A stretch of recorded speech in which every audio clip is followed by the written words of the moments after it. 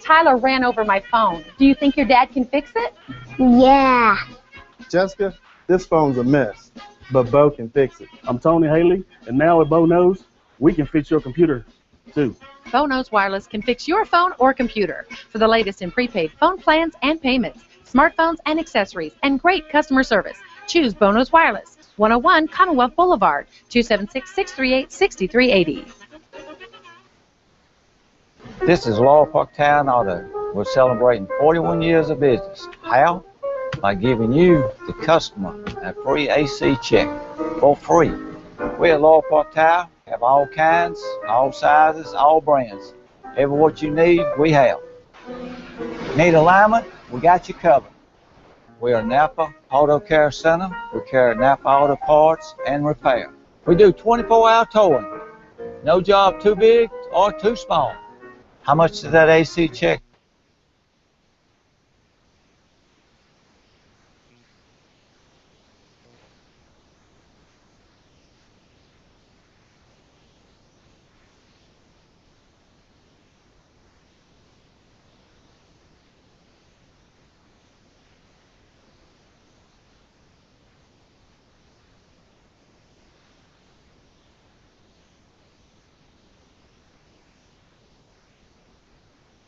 Hello, ladies and gentlemen. Welcome to What Does the Bible Say? Michael Robertson here with you on another lovely Wednesday evening. Hope that you're having a good one. We certainly have had one so far. Been able to assemble with the saints at 823 Starland Avenue for time of devotional and singing and praying, and also time of Bible study. If you have a chance to come be with us, you'll be an honored guest. We are certainly hopeful that those in the community will eventually come out and visit with us. I know there are several out there that are tuned in and that are watching the programs and wanting to hear what it is that we're going to present next. And certainly tonight it may not be on the theme that you possibly thinking that it might be on, but we have some things that are going on that we want to discuss with you, that we want to announce. And certainly in announcing it, there's a lot of application to be made about the things that are going on with the Churches of Christ and the reason why we do the things that we do. So please feel free to contact us. You can reach us at religiousreview@gmail.com. That's where you ask for DVDs and books or different things that we've been offering in the past. We're still offering copies of Muscle on the Shovel to those that are interested in that book. You can call me. You can call Eugene Edwards there.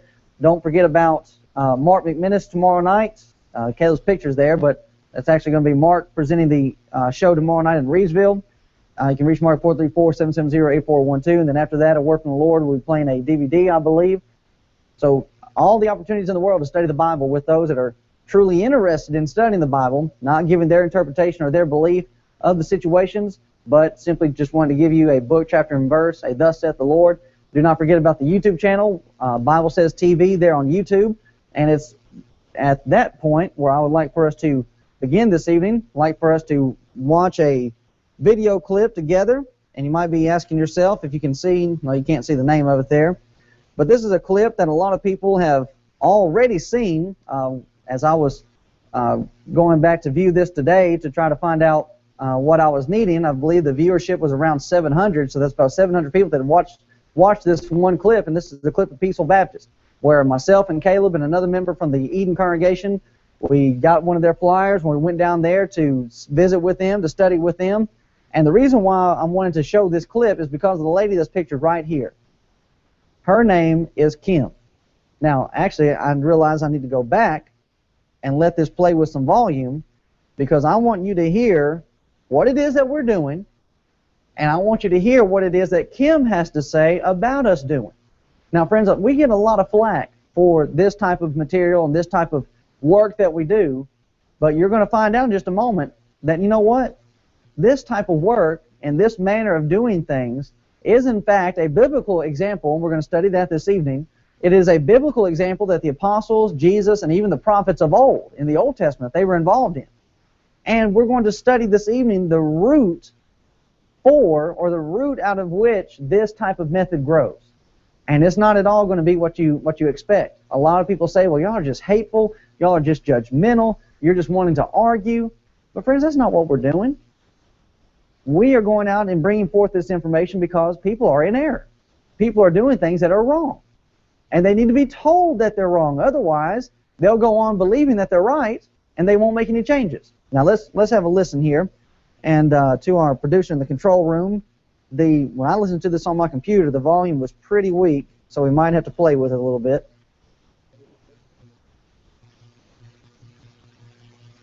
With the Spirit of God, you want to praise the Lord. When I think about what God's done for me, it makes me want to praise the Lord.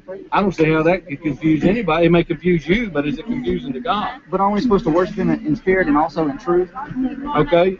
So where are you going with it? Well, in John 17:17, we're told, sanctified by your truth. Thy word is true. So if we're going to worship Him in spirit and in truth, You got to have both. well, then you got to have the word to back up what you're doing. I agree. All right, so I need some word to back up what you're doing. And sure. He wants verses. What is not a part Sure. He wants verses. What is not a part And sure. He wants verses. What is not a part Now, friends, that's all we're wanting.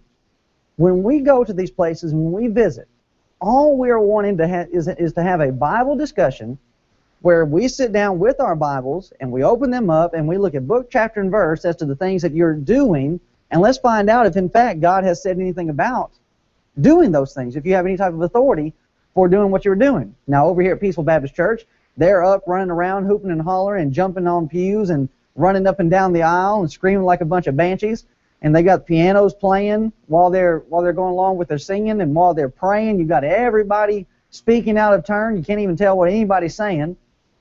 So here we are, and we're asking this gentleman, and this gentleman's name escapes me, but he's a preacher down in North Carolina coming up to visit Peaceful Baptist there on Berry Hill Road out in Danville, Virginia. And here's Kim. Now, Kim is on the outside of all of this, just watching what's taking place. And she says to this gentleman, well, he's wanting verses.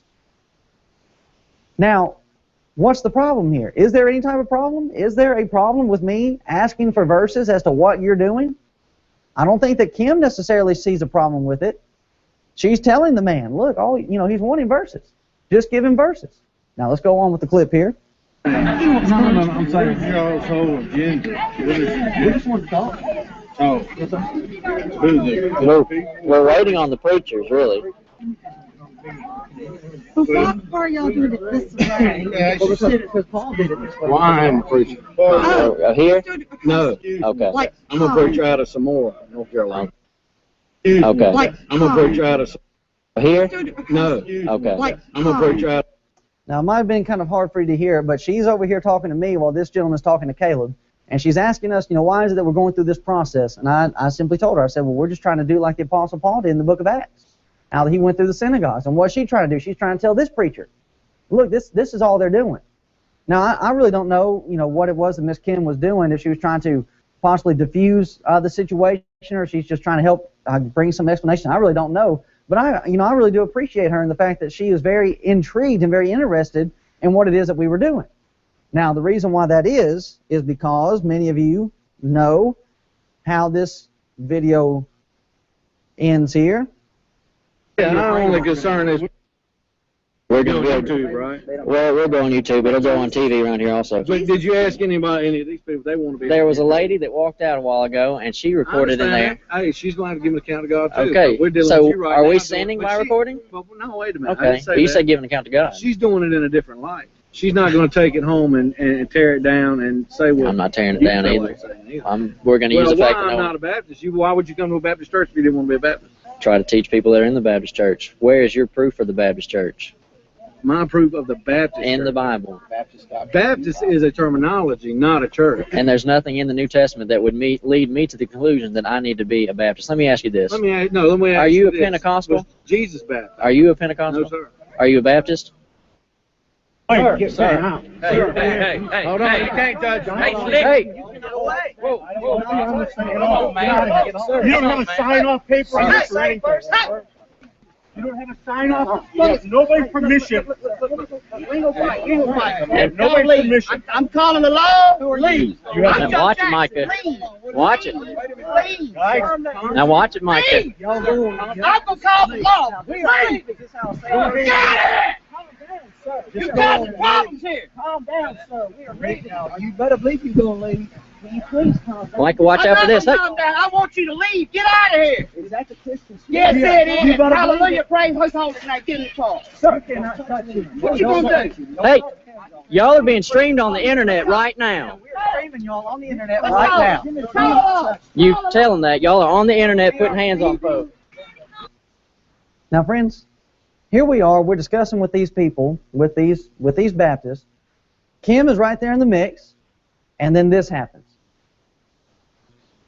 Now, the individual who came at me, who was trying to take my camera, they then tell us, the gentleman, the preacher there from North Carolina, told Caleb on another occasion that he's not even a member of that church and he doesn't even claim to be saved. Well, either way, that doesn't give any type of excuse, because he wasn't the only one.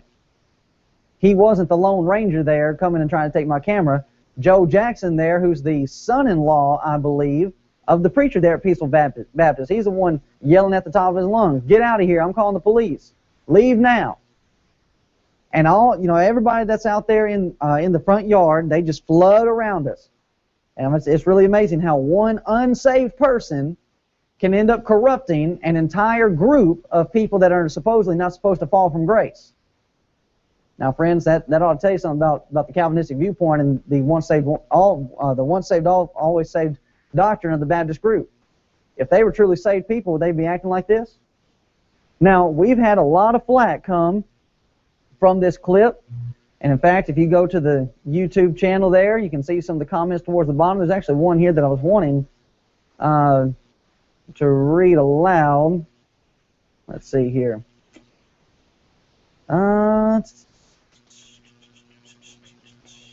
can't remember which one it is now, but anyways, there's a gentleman on here by the name of William Ray who made a lot of comments. It was one of his comments, but anyways, we're getting a lot of attention from those that are outside of the Lord's church and even those that are inside the Lord's church.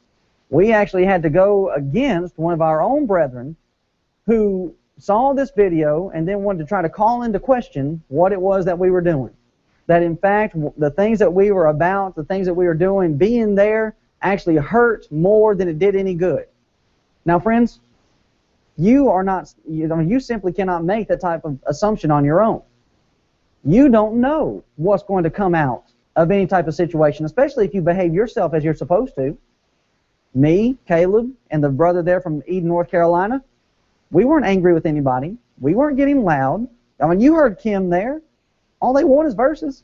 You see, they're coming in here like the Apostle Paul did, coming into the synagogue and trying to help the Jews to understand better Jesus Christ. Now, why are we starting in this manner? Friends, the reason why we're starting in this manner is because though a lot of people would look at that and past things that we've done in the Church of Christ and say, well, you know what, you're not doing a whole lot of good.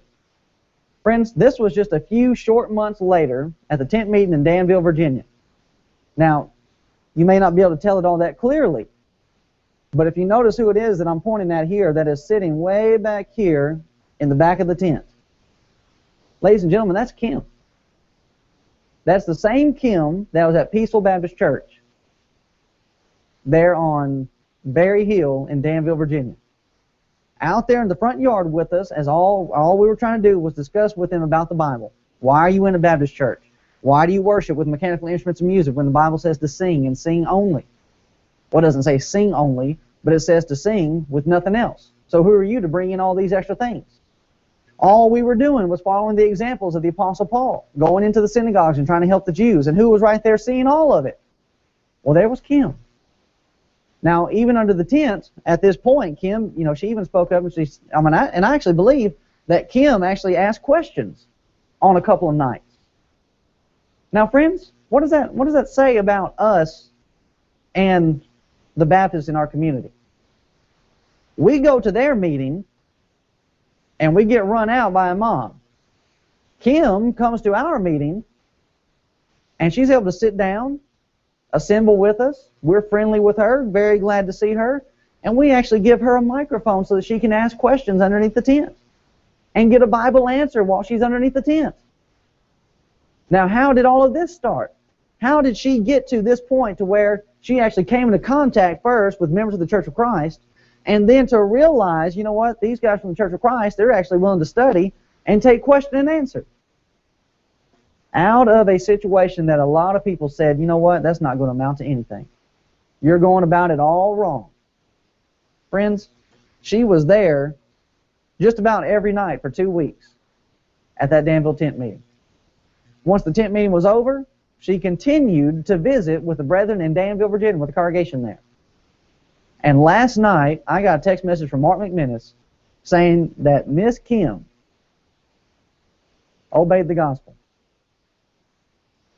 She was baptized in water for the remission of her sins so that she can be a true child of God. She has left the Baptist church. She's left man-made religion. And now she's a part of the one true church that you can read about in the Bible. Now, friends and brethren that are watching, how did all of that get started? By me, Caleb, and the brother from Eden, North Carolina, and I'm saying it that way because I really don't know if he wants his name over the air, which I really don't think he would care, but either way, I'm trying to be considerate of him.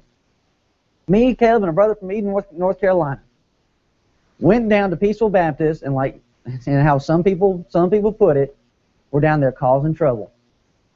Friends, we weren't there looking to cause trouble. We were down there looking for somebody just like Kim. We were down there hoping that we would be able to talk to somebody that was really interested in what the Bible had to say. And you know what? We're not afraid to step on a few toes to do that, to get there, to find this type of person.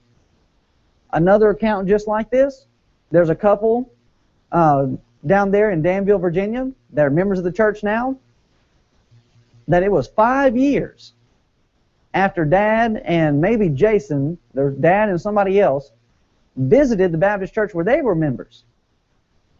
Dad and James went in just looking for Bible discussion. You know, you claim to have the truth? Let's sit down and talk about this. You know what happened? They ran them off. And for 5 years, you want to know what this husband and wife thought about? For 5 years, they just could not figure out, why didn't they just talk to him? Why did they get so mad and run them out of the church building? I mean, after all, aren't you supposed to be going out and seeking and saving the lost? Well, with us, you don't even have to look us out. We come and we look for you.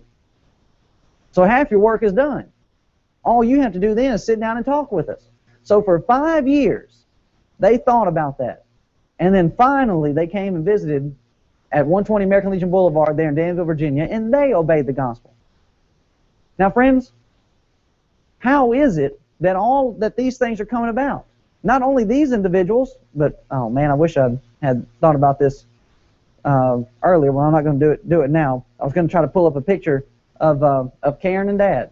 Actually, Ryan, Mr. Producer, you might actually have that on your board still. If we can get that up. That's fine. So here, here's Miss Kim, and here's that other couple down there in Danville, Virginia, and then right here in Martinsville, Virginia. Just a few months, actually just a month, the month of May, right before the tent meeting. A daughter obeys the gospel. The mother is all upset, beside herself, that her daughter would join this cult, which you don't join our cult, you're added to the cult, which we're not a cult anyways. She was added to the Lord's body, and man, her mother was just so irate, so filled with anger. But then, guess what? She sits down with Caleb a few times and with her old preacher, and guess what she found out? She found out very quickly, you know what, my old preacher, who is several years older than Caleb, my old preacher can't hang with this young man. My old preacher doesn't know nearly what this young man knows. Continued to hang with her, and now she's a member of the Lord's church. How did all that start out? Controversy? Being difficult? Going through hard times? Now, friends, how is it that we are able to do these type of things? And why aren't you willing to do these type of things? We want to look at some information now from the book of Malachai. And Mr. Producer, you don't have to worry about finding that picture now. I'm sure a lot of people in our area are familiar with the picture that we're talking about. We're going to deal with some information from the book of Malachi. Because in the book of Malachi, you have Israel in great distress. And friends, the reason why I have great in all caps there, because it is great. I mean, they are in a heap load of trouble. Now, what is interesting about this is the fact of who Israel is. You might be asking yourself, well, who is Israel? Exodus chapter 3 and verse 10, God's people, and that's exactly who Israel is, God's people is in Egypt, Egyptian bondage. And God tells Moses, come now therefore, and I will send thee unto Pharaoh, that thou mayest bring forth my people, the children of Israel, out of Egypt. Now, how is it that they became God's people? Well, let's take a look at Deuteronomy chapter 5. And the book of Deuteronomy is a second telling. It's a look back. It's a reminder of all the things that they've been through so that they will remain faithful. Moses called all Israel and said unto them, Hear, O Israel, the statutes and judgments that I speak in your ears this day, that ye may learn them and keep and do them. Moses called all Israel to hear the statutes and judgments which the Lord had given to them, that they would learn them and keep and do them. Well, that's what made them the people of God. That's what made them God's people, was they had the law. They had the law of Moses, and they were supposed to keep it. The Lord our God made a covenant with us in Horeb, the children of Israel. The Lord made not this covenant with our fathers, but with us, even us who are alive, even this day. Now let's skip down to verse 29. Notice what God then says. God then says about the children of Israel, Oh, that there were such a heart in them, that they would fear me and keep all my commandments, always, that it might be well with them and with their children forever.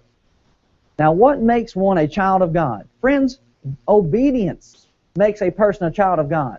Go say to them, Get you into your tents again.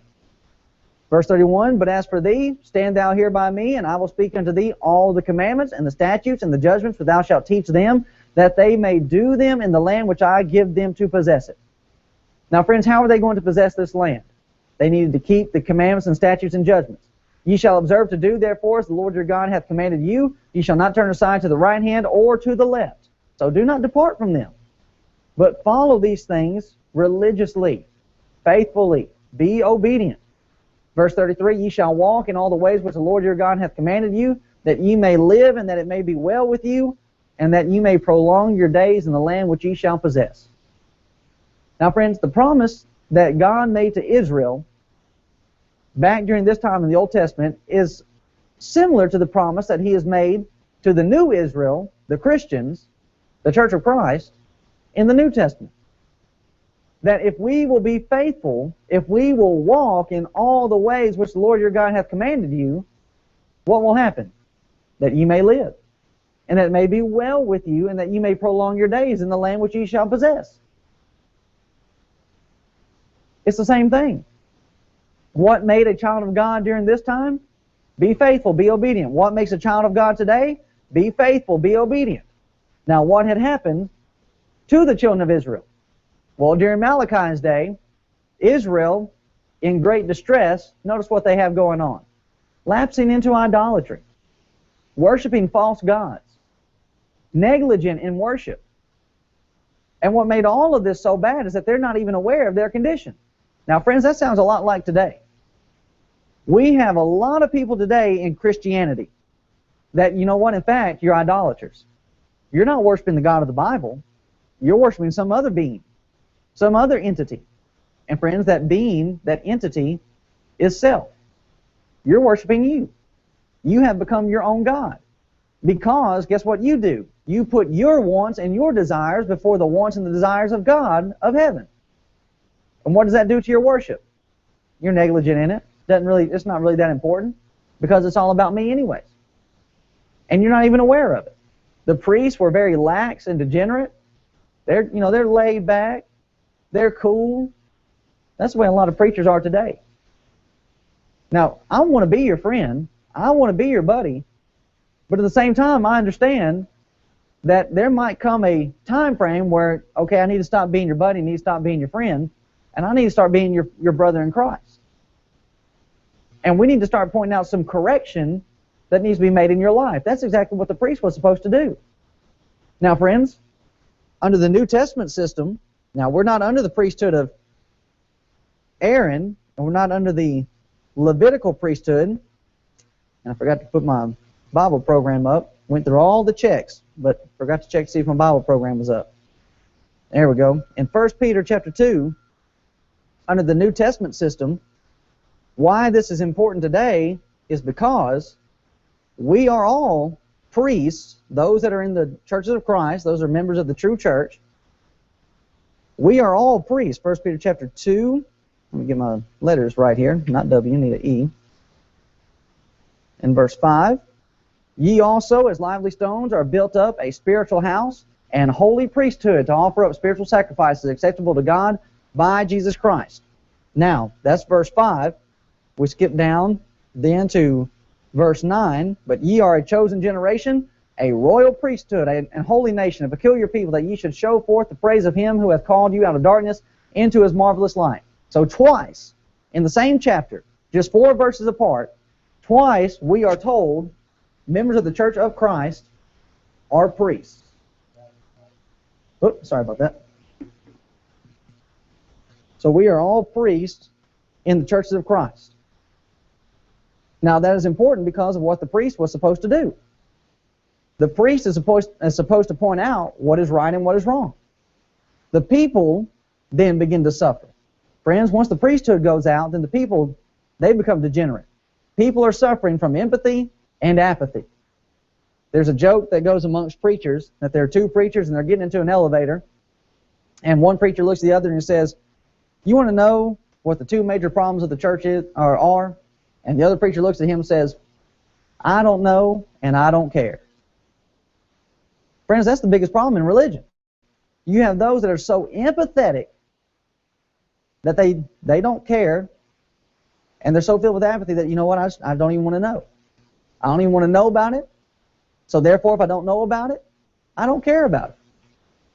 And ladies and gentlemen, you do not think that is the feeling amongst your preachers? This is Mr. Fred Harding over at Fuller Baptist over there on Askin Street. Let's listen to how he feels about some of the situations that are going on over at Starling Avenue Baptist. Now, that's not First Baptist. That's on down on Starling, on past the DMV. Starling Avenue Baptist is right there on the corner of Starling and Memorial. Now, listen to our discussion here.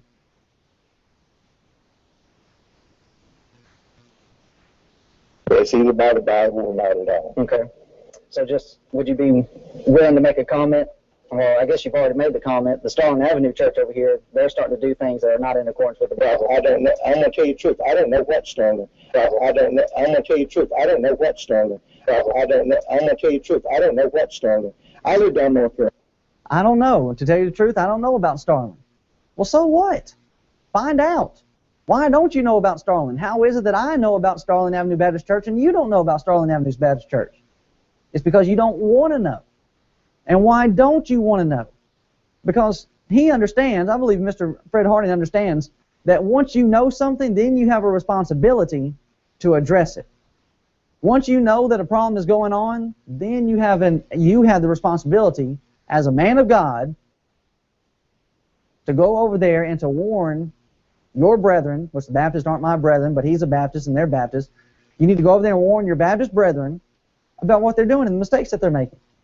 But he's one to throw up a cop-out. Well, I don't know what's going on over there. So if I don't know, then I don't have to handle anything.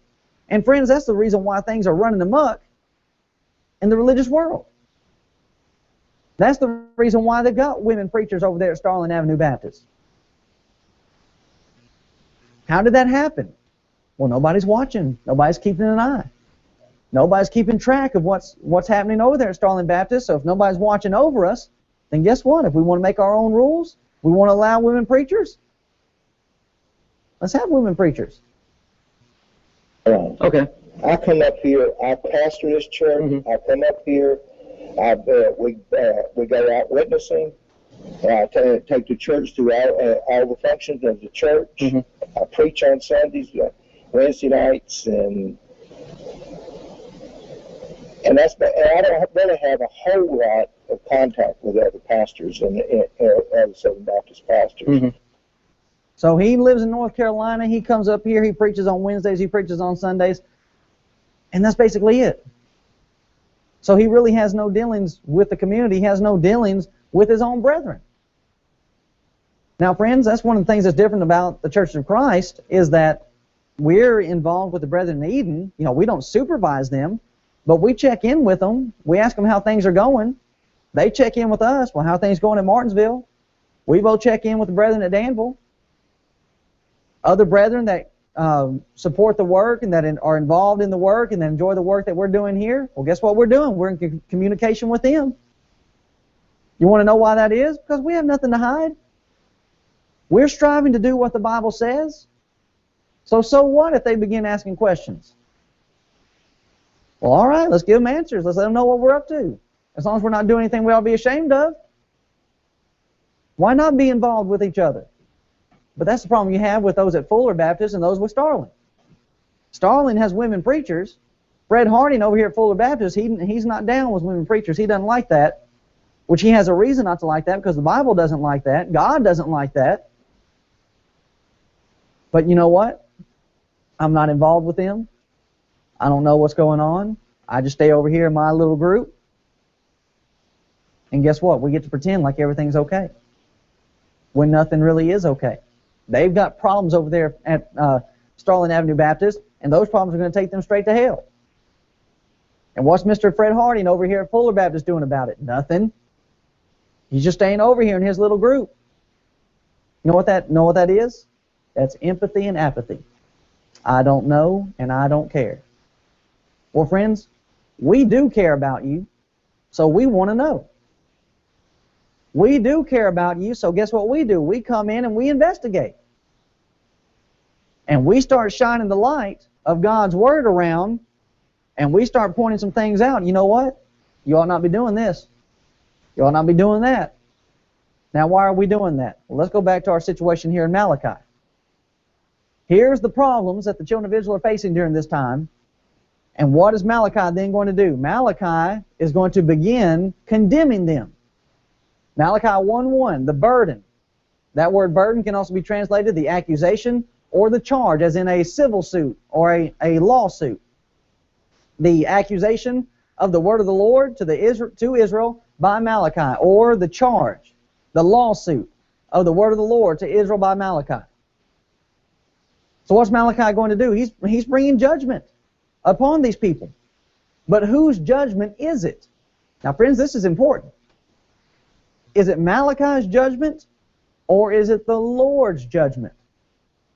I think we can all see that this is the Lord's judgment because it said so in the verse. The burden of the word of the Lord to Israel, how did it come? By Malachi. You see, Malachi wasn't just sitting around under a tree one day and decided, you know what, I'll go up to Israel and I'm going to start harping on them and start preaching to them about all the things they're doing wrong. Well, who's Malachi? He's just a man like everybody else. But when he comes bringing the word of the Lord, guess what? That takes Malachi out of the picture. He's just a messenger. Don't shoot the messenger. Pay attention to the message. And the message that Malachi is bringing is one of condemnation. Now, friends, here's what's important. Here is the root of this accusation against Israel. What is the emotional state, or what is the sense that God is having towards His people? Chapter 1 and verse 2. I have loved you, saith the Lord. Now, Martinsville, Henry County, are you honestly going to try to say that Malachi, because he came preaching to Israel, which is the children of God, about the things that they were doing wrong, that he was just being hateful, and that he really had no concern or no love for the people? We've already established the word was not his own. It's the word of the Lord. He just has to give it. And what did God say? God says to the children of Israel, I have loved you, saith the Lord. God had loved and still loved Israel, though they had sinned. Even during this time, this very moment, Israel is involved in idolatry. They are worshiping wrong. The entire system is corrupted. But what does God say? I have loved you, saith the Lord. All the harsh things that Malachi will say come from a mindset of love. And friends, that really is the key to all of this, and even in the things that we're doing. If we didn't love you, we wouldn't do these things. And really, when you understand biblical love, if there's no correction, if there is no correction, if there is no chastisement, then there really is no love. And it's from this idea, this phrase, this idea right here, I have loved you, saith the Lord. And all of these things that Malachi is going to say come from a mindset of love. That's the understanding that we gain from Ephesians chapter 4, verses 14 and 15. Paul writes to the Ephesian brethren that we henceforth be no more children, tossed to and fro and carried about with every wind of doctrine, by the sleight of men and cunning craftiness, whereby they lie in wait to deceive. Well, okay, how do we fight against this? How do we prevent this? But speaking the truth in love. Now, friends, is Malachi going to preach the truth? Is he going to tell the truth to Israel? You better believe it. The burden of the word of the Lord to Israel by Malachi. Man, Malachi is going to come and he's going to tell the truth about what they're doing and point out all the things that they're doing wrong. But where is all of this coming from? I have loved you, saith the Lord. It's coming from a place of love. It's not coming from a place of indignation, of envy, of just pure hatred. But it is coming from a place of love that they will repent and that they will change. And that's what Ephesians 4:15 is talking about. Speaking the truth in love, that doesn't mean that you go all Joel Osteen on them. That you get this ear-to-ear grin to where you're squinting so bad you can't, it looks like you can't even see what you're doing. And you speak soft and calm, which all that's fine. But friends, even if I get zealous with what I'm presenting, I need to make sure that, you know what? Why am I doing this? Am I doing this because I'm upset, because I'm angry? Or is it because I have love for the people that I'm presenting this information, that I'm speaking the truth? It's not talking about the means by which you are speaking, but it's talking about the manner or the emotional state of where this information is coming from. Now, not only do we have that in Ephesians chapter 4, but also in Hebrews chapter 12. Ye have not yet resisted unto blood, striving against sin, and ye have forgotten the exhortation which speaketh unto you as unto children. My son, despise not thou the Lord, or the chastening of the Lord, nor faint when thou art rebuked of him. Now, why is this the case? Why is this even necessary? Why is this chastening and this rebuking taking place?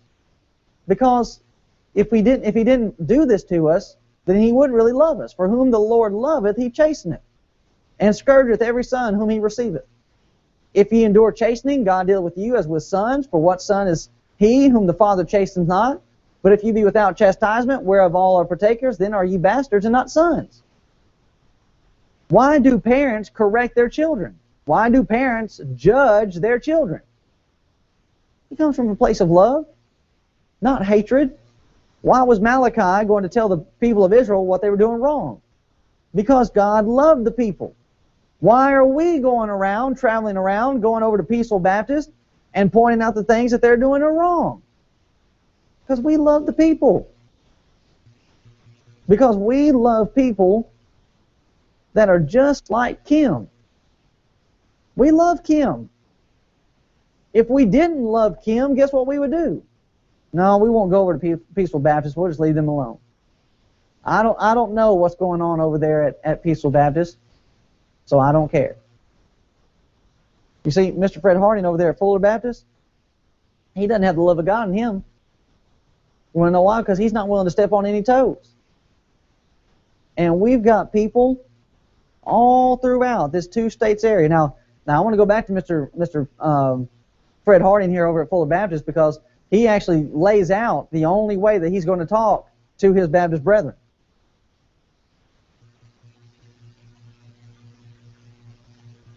Other than what we're trying to get right now, we're trying to get a Billy Graham crusade here in 2018. Other than what we're trying to get right now, we're trying to get a Billy Graham crusade here in 2018. Other than what we're trying to get right now, we're trying to get a Billy Graham crusade here in 2018. Now, I don't want to talk to them about their problems, but you know what? We're trying to get a Billy Graham crusade. Now, we'll get together on that. You know, I don't Mr. Fred Harden over there, he doesn't like what they're doing at Starland Avenue Baptist, but guess what? If they'll get in with us till we can have a Billy Graham crusade, oh yeah, we'll get together on that. I'll talk to them then. Which, friends, to be honest with you, I hope they get it. I hope they bring the Billy Graham crusade here, because you want to know why? Because we'll be there. I've never been to a Billy Graham crusade, which I seriously doubt Billy Graham's going to be involved in. He's so old now, but his son Franklin, I've never been to one of those. So I'm eager to see it. Not only am I eager to see it, but I'm eager as to who I'm going to be able to talk to. Let's sit down and discuss some of these things. Let's see if we can't get Franklin Graham on our television program. So yeah, y'all just go ahead and get in cahoots and bring them down here. They won't be back. You want to know why? Because we're not empathetic or apathetic. We care enough about the people to go ahead and go into these places, to be the bad guy, if you will, so as to be able to promote the truth. Now, that's how the preachers feel. How do the members feel? Well, we've already established once the priesthood goes downhill, the membership, they're going to suffer. Now, let's listen to some calls from the past here. I thought he was courteous. We let him make his point. He said Jesus Christ the same today, yesterday, and forever. Well, Jesus healed immediately, his apostles healed immediately, and this man said, no, it's different today. But he said it is the same. So which is it? You be the judge. You know what the Bible says. Line 3. Hello. Yes. You never preach or pray on TV. You just get up there and talk about all the churches and condemn everything. You know that's in the Bible. You're not supposed to do that. Where is that in the Bible? You do not talk about other people and all that stuff. You know that if you're a halfway Christian. You know what? Look here. But you know what I think? Is this scripture? Is this preaching? Yeah, well, all you like is a horn. Okay, thank you. Now, to see that lady, she told me that I'm not supposed to do that, and she called me the devil. Now, folks, come on now. I know you can see through that. Now, where does she get that feeling? Where does she get that understanding? Well, you know you're not supposed to talk about people. You're not supposed to go out there and run other people down. You know the Bible says that. Friend, she didn't get that from the Bible. She got that from her preacher. Her preacher does not care enough about people to go and get involved in their business. So guess what he says? Well, no, we just don't need to get involved because if I don't know about it, then I don't have to address it. And then the membership picks up on that. Well, no, if I don't know about it, I can't get involved, so we keep our mouths shut. We don't get involved in each other's problems. But friends, what about Malachi? Doesn't it sound like Malachi is getting right there in the middle of their problems? Let's notice some of these things together.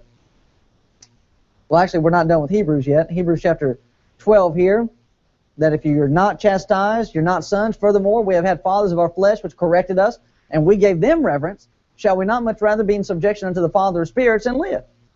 For they barely for a few days chastened us after their own pleasure, but he for our profit, that we might be partakers of his holiness. Why does God correct? Why does he chastise? Why does he rebuke? It's not for his pleasure, but it's for our profit. We gain from being corrected. You want to know why? Because that's lessons learned. I know not to do that again. Why? Because I got spanked. I got corrected. And what do we profit? What is the profit? That we might be partakers of his holiness. Ladies and gentlemen, do you want to be holy like God is holy? Well, it might be the case that you'll have to go through some correction first. You might have to be chastised. But guess what? God is not going to literally come down and correct you today. He might send some messengers from the Church of Christ to come and chastise you, to come and correct you. Do you know what the Hebrews writer says? If you don't receive correction, you're not really a son. Nobody really loves you. These children out here that aren't being corrected by their parents, they're just allowed to run around and do whatever they want to do. Their parents really don't love them. If their parents really loved them, they would tell them, look, you stop that. And if they don't listen, then guess what? They'll go to spanking. Let them know, look, I'm serious. A loving parent will do that. And loving Christians will do that. They'll go out and they'll correct those. Now, no chastening for the present seems to be joyous, but grievous. Nevertheless, afterward it yieldeth the peaceful fruit of righteousness unto them which are exercised thereby. Now, friends, verse 11 is exactly what happened with Miss Kim. I'm sure that while those things were taking place at Peaceful Baptist, I don't think that there was any joy with what was going on. I don't think Kim was happy about it. Well, I know she wasn't. She told us at the tent. She didn't like what they did, but during that time, she really didn't like what we did either. It was not joyous, but it was grievous. But notice what happened afterward. Nevertheless, afterward, it yielded peaceable fruit of righteousness unto them which are exercised thereby. You see, that was an exercise for Kim. That was an exercise for her to be able to view, look, this is what real Christianity does. Real Christianity goes in where darkness is, because Christians are supposed to be light. And light is supposed to go where the darkness is so as to remove the darkness. Christians are supposed to go in and take the gospel. Matthew chapter 28, 18 through 20. They're supposed to go into all the world preaching the gospel. But what do we have going on today? Friends, today, the majority says, let's listen to another clip. Yes, caller. Why do y'all be on Rodney and Chad so hard? Okay.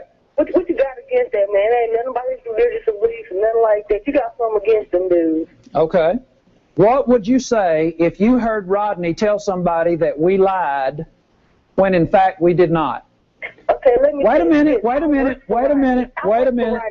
minute. One of the 10 Commandments is, thou shalt not bear false witness. We hear y'all talk about the 10 Commandments all the time. Thou shalt not bear false witness. Now, I'm going to let you get back on. Y'all have any idea which one she was?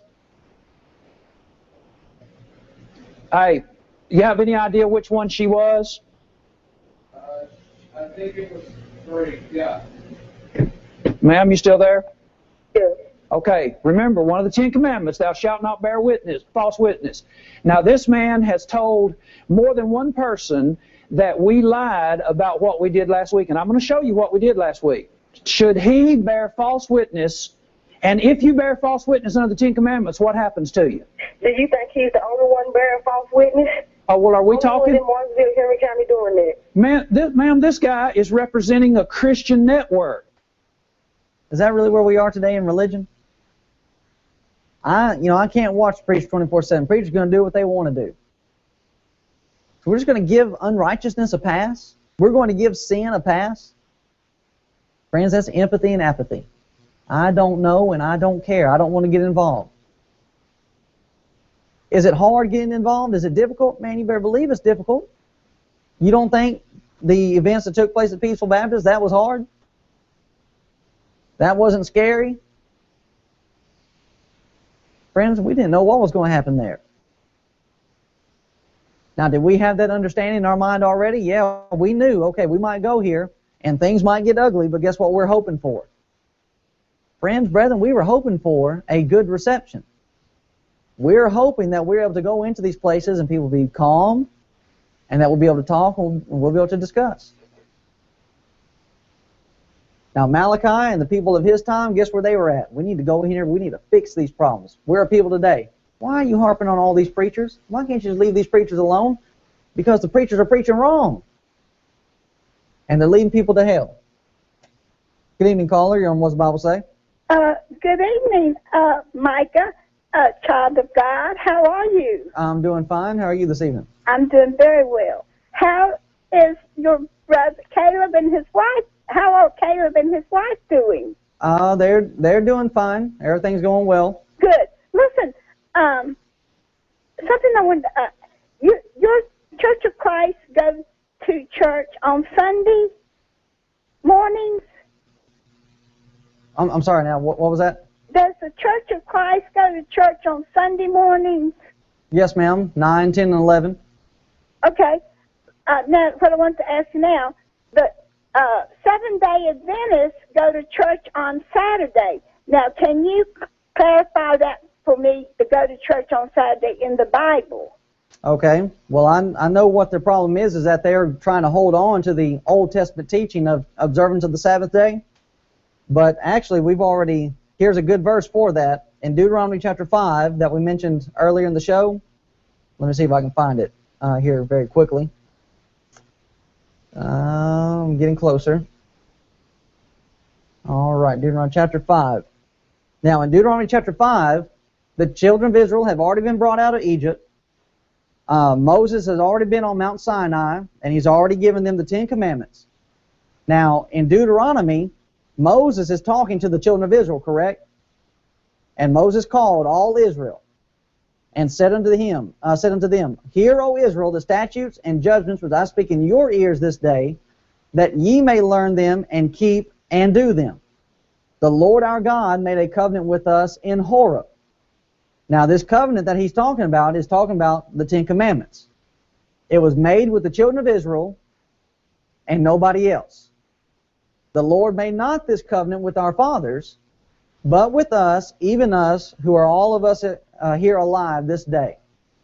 So, ma'am, is anybody today of the children of Israel? Can anybody today prove that their lineage goes back to one of the 12 tribes?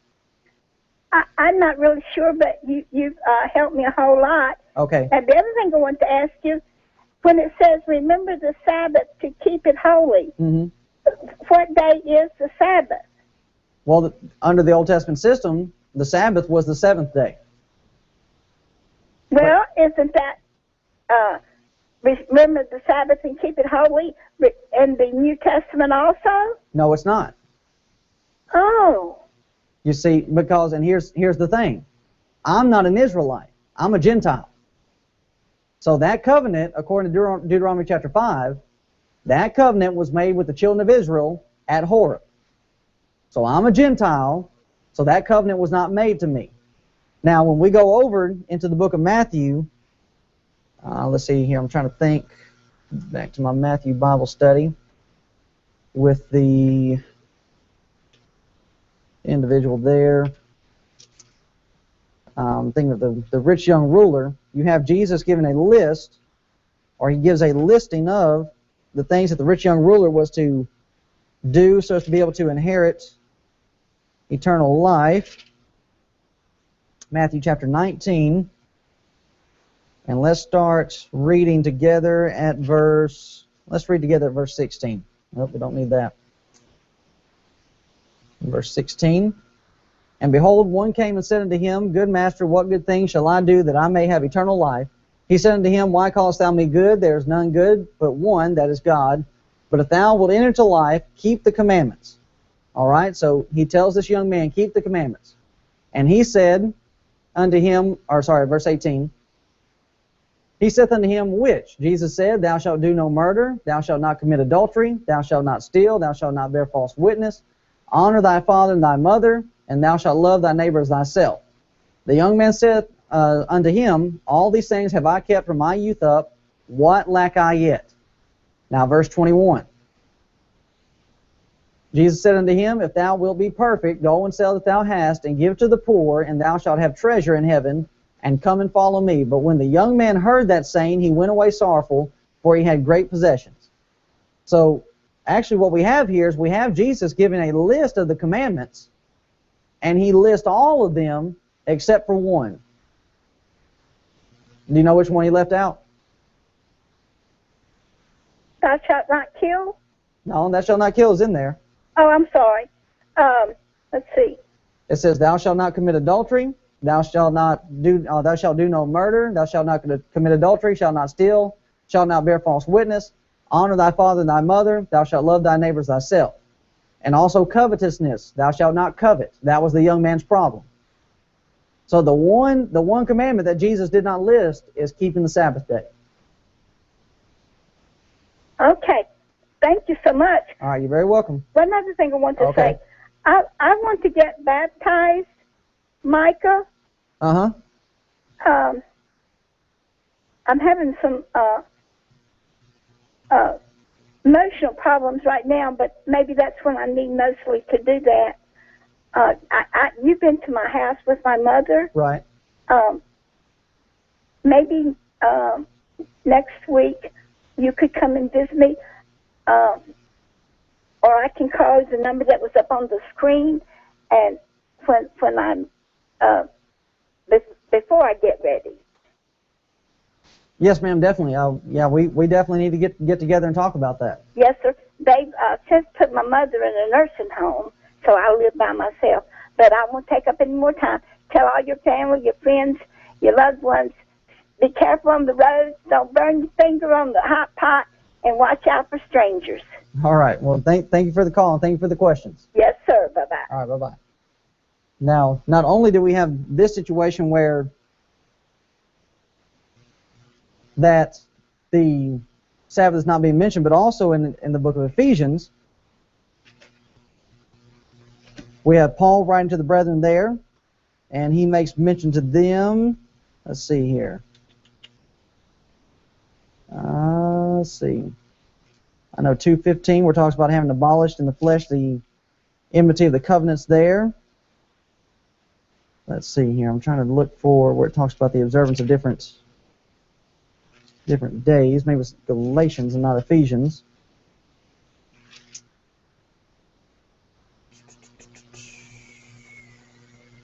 There it is. Galatians chapter 4.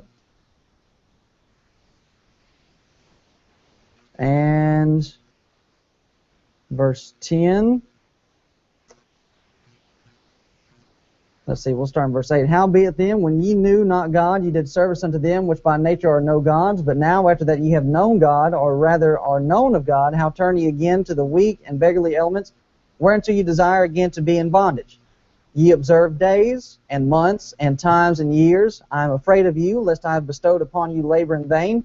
Brethren, I beseech you, be as I am, for I am as ye are. Ye have not injured me at all. Ye know how through infirmity of the flesh I preached the gospel unto you at the first, and my temptation which was in my flesh ye despised not, nor rejected, but received me as an angel of God, even as Christ.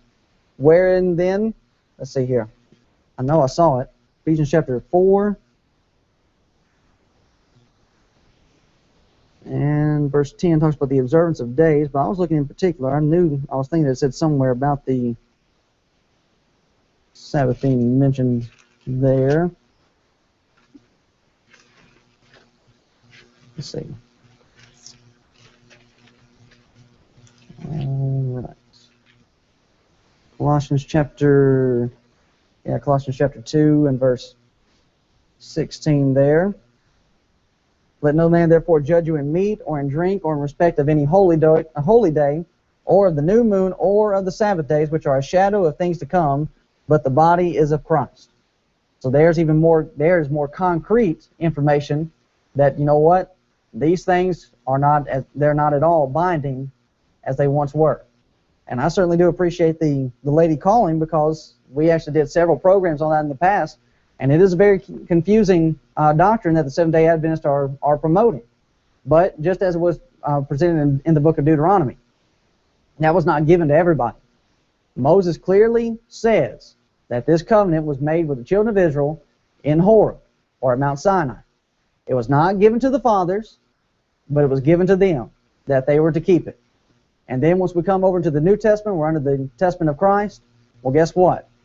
We can't judge anybody in meat anymore. It's okay to eat pork, contrary to what Islam says. You can eat pork, or in drink, or in respect of any holy day, or the new moon, and there it is right there, or the Sabbath days. Can't judge anybody in that. Which even today, the Seventh-day Adventists, that's one of the areas where they're lacking, in that if you're going to keep the Sabbath day in accordance with the Old Testament, then you're going to have to keep the punishment for not observing the Sabbath day. And the punishment for not observing the Sabbath day was death. And I haven't heard or seen of anybody being killed by any Seventh-day Adventist because they saw somebody out there picking up sticks. In fact, we have Seventh-day Adventists right next door to us. I see their little kids running around over on our property, and guess what they're doing? They're picking up sticks. So there you have the actual children of the Seventh-day Adventists breaking the law of the Sabbath day by doing the very thing that the man in Numbers was doing that caused him to be killed. And friends, as you heard with the caller, she was saying, we're looking forward to hearing from her, and I'm going to go ahead and put my phone number back up there on the screen so that she can get that. I'm looking forward to visiting with her with possibly one of the other brethren. I know Caleb and I went to go see her one time before. And friends, that's what it's all about. We're presenting this information because we're trying to set ourselves apart. We're not at all trying to be like the other individuals in this community where they claim to be Christians, but yet they do not follow through. They do not follow through in their behavior. They do not follow through in their concern. nor do they follow through in the fact of what the Bible actually has to say. So we're very thankful that we had the opportunity to speak with you this evening, that you had the chance to view with us, and especially that we had the opportunity to share with you the wonderful news that we've got out of Danville, Virginia, that Miss Kim did obey the gospel after a couple of months of visiting with us and visiting with the brethren in Danville. And friends, that's what happens in the Church of Christ.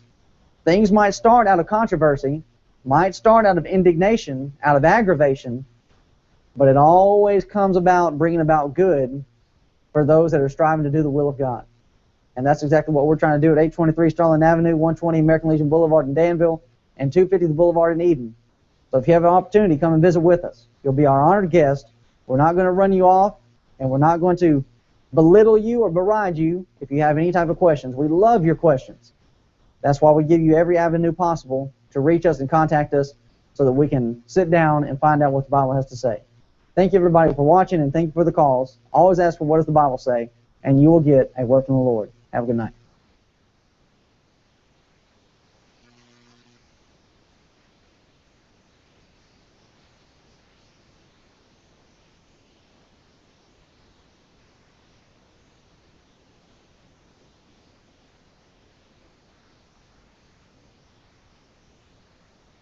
Johnny.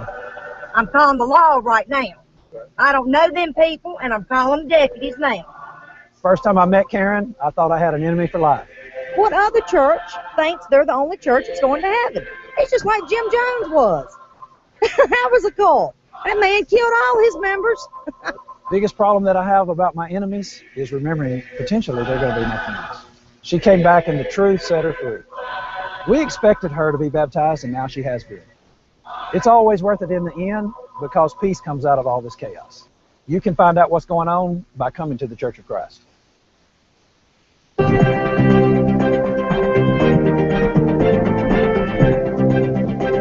news for the Martinsville area here. The American Red Cross plans on having a free smoke alarm installation on Saturday, July the 25th. Now, I'm on the phone with Ralph Lawson of the American Red Cross. Now, Ralph, what can you tell us about this event you guys got going on? All right. Well, this is our first venture into the city of Martinsville with this free smoke alarm program, and working with our partners like the City Fire Department and Fire Marshal's office. We're going to segment the city, and we're working the south side this particular first time, and so we'll hit lots of homes over there. We're kind of our staging area to give you a feel for where we are. We're going to meet at the old Virginia Museum of Natural History there on Douglas Avenue, and we're working that side of the main highway, which will incorporate, Graves and Oak and Stevens and Askin and all of those up that way, all the way down as far as Henry Street and Lavender towards off the boulevard over there. So what they've drawn out a map for us there to work in this first area. Okay, now let's talk about what brought this on. I mean, how did you guys come up with the idea that we need to do fire alarms? Okay, well, one of the biggest things that the Red Cross is known for is helping someone with a local fire at their home. So we've been studying the numbers, and last year we put together 7 times a day someone dies in a home fire across the United States, and every 40 minutes an injury is reported, and nearly 1,000 times a day